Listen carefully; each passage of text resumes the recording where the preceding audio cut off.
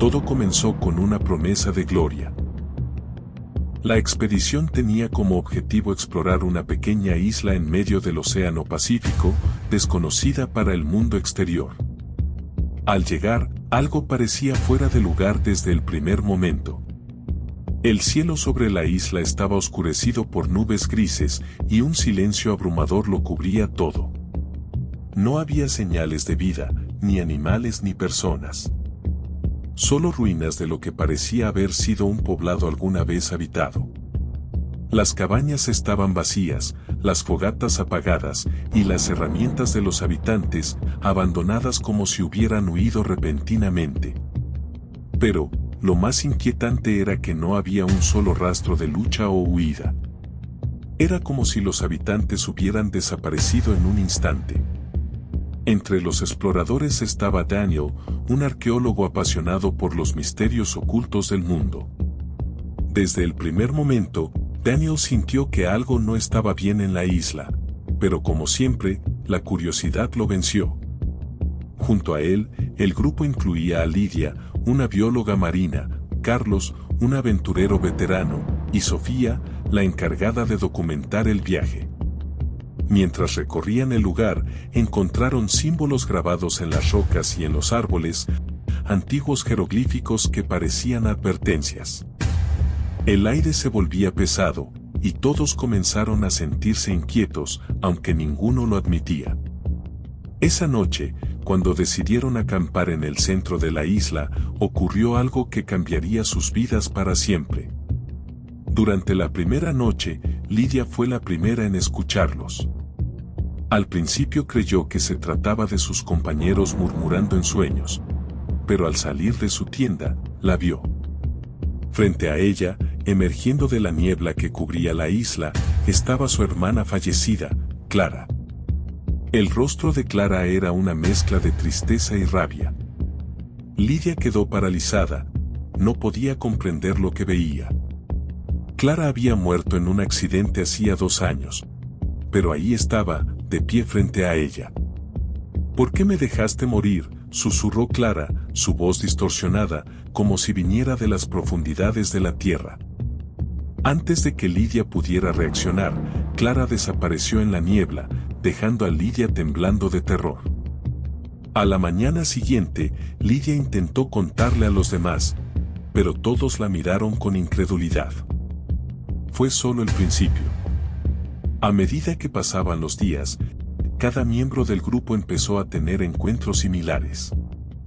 Daniel vio a su padre, fallecido de un ataque al corazón, deambulando por los acantilados de la isla, llamándolo con desesperación. Carlos encontró a su amigo de la infancia, quien había muerto en la guerra, caminando entre los árboles. Sofía, en su intento de filmar lo que sucedía, comenzó a alucinar con figuras espectrales que flotaban a su alrededor, cada una exigiendo un sacrificio a cambio de su libertad. Los fantasmas no eran simplemente visiones. Estaban llenos de rabia, amargura, y pronto comenzaron a manipular a los vivos. Les exigían sacrificios. El único modo en que los exploradores podrían sobrevivir era ofreciéndoles lo que más querían: la carne de los vivos. Uno de los momentos más impactantes fue cuando Carlos, incapaz de soportar las visiones de su amigo muerto, perdió el control y atacó a uno de sus compañeros, gritando que debía hacerlo para liberarlos. La isla, como un ser consciente, jugaba con sus mentes. Hacía que el tiempo se distorsionara, las noches se alargaban, los días se hacían insoportablemente cortos, y las visiones de sus seres queridos muertos los atormentaban hasta el punto de la locura. No había escapatoria, porque la isla misma los mantenía atrapados. Los símbolos que habían encontrado al principio del viaje no eran advertencias, sino invocaciones. La isla estaba maldita por un antiguo ritual que requería sacrificios humanos para mantener el equilibrio entre los vivos y los muertos. Y ellos, sin saberlo, habían despertado esa maldición. Los espíritus, cada vez más poderosos, exigían sangre. Daniel fue el primero en sucumbir al poder de la isla. En una noche de desesperación, creyendo que podría salvar a los demás, intentó realizar un ritual que había encontrado en uno de los antiguos jeroglíficos. Usó el cuerpo de Carlos, ya muerto tras un ataque violento entre ellos, y lo ofreció a los fantasmas. Pero el ritual solo empeoró las cosas. En lugar de apaciguar a los espíritus, desató una fuerza mucho más oscura. Los muertos comenzaron a levantarse de las profundidades de la tierra. Las visiones se volvieron físicas, tangibles, y atacaban a los pocos que quedaban con vida. Sofía fue la siguiente en caer.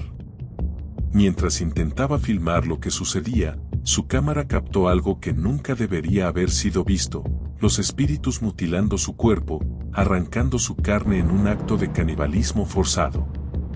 Finalmente, solo quedaba Lidia. Enloquecida, exhausta y sin esperanza, corrió hacia los acantilados, donde había visto a Clara por última vez. La niebla la envolvía, sofocándola. Los susurros de los muertos llenaban el aire, exigiendo su sacrificio final.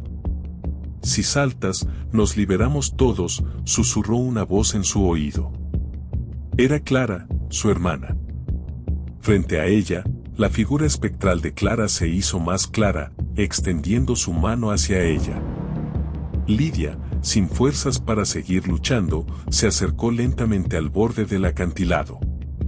La cámara de Sofía, caída en el suelo, grabó el momento en que Lidia desapareció en la niebla, su silueta tragada por la oscuridad, mientras los espíritus gritaban en un coro de liberación. La cámara quedó grabando, captando solo la niebla espesa y los susurros de los muertos. Días después, un equipo de rescate llegó a la isla en busca de los exploradores. Solo encontraron las ruinas, la cámara y la niebla, que seguía cubriendo la isla como una maldición eterna. El equipo se fue sin saber que habían despertado algo mucho más antiguo y peligroso. La isla estaba viva, esperando su próxima víctima. Fin.